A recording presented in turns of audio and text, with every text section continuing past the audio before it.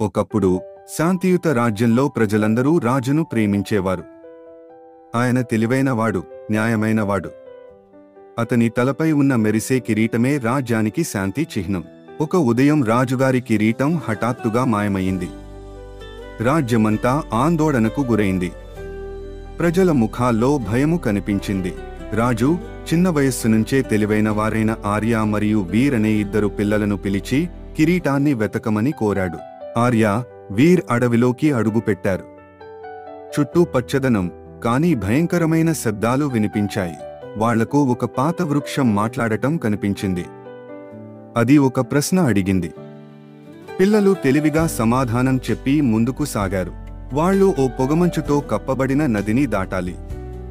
పడవ కదలలేదు. ఆర్య గానం చేస్తే పడవ మాయలా కదలసాగింది. వాళ్ళు ఓ క్రిస్టల్స్తో నిండిన గుహలోకి చేరారు. అక్కడ ఓ రాయి పాట పాడుతుంది. ఆ పాటలో కిరీటంపై సంకేతాలుంటాయి. వాళ్ల ముందు 3 తలుపులు కనిపించాయి. ఒక్కో తలుపు ఒక్కో పరీక్ష. వీర్ ధైర్యంతో మరియు ఆర్య తెలివితో ముందుకు సాగారు.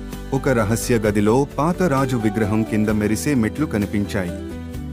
పిల్లలు వాటిని ఎక్కారు. వారు చేరిన ప్రదేశం చీకటి కోట. అక్కడ శబ్దాలు, తేలియాడే దీపాలు, భయానక వాతావరణం ఉంది. ఆ గదిలో రాజు గతంలో తన కిరీటాన్ని దాచిపెట్టిన ఘట్టం ఒక శక్తివంతమైన దృశ్యంగా కనిపించింది. తర్వాతి గదిలో తేలియాడే అద్దాల్లో ఒకటి లోపల తలపైన కిరీటాన్ని చూపిస్తుంది. గోడపై రహస్య సందేశం ఉంది. రాతితో తయారైన రాక్షసాలు బతికిపోతూ పిల్లలను మాయలోకి లాక్కెళ్లే ప్రయత్నం చేశాయి. కానీ పిల్లలు గట్టిగా నిలిచారు. అక్కడి ప్రకృతి దేవతలు పిల్లల ధైర్యానికి మెచ్చి వారికి సహాయం చేశారు. కిరీటానికి దారి చూపించారు. ఆర్య, వీర్ కిరీటాన్ని తీసుకుని రాజ్యం చేరారు. ప్రజలంతా ఆనందంగా వారిని స్వాగతించారు. రాజు కిరీటాన్ని తిరిగి పొందాడు. కానీ డైస్మల్ అది క్రిస్టల్లో భద్రంగా పెట్టాలని నిర్ణయించాడు. ఆర్యాకు ఒక రాత్రి కల వచ్చింది. అందులో ఓ ఫీనిక్స్ పక్షి ఆమెను మరో అడ్వెంచర్కి పిలుస్తుంది.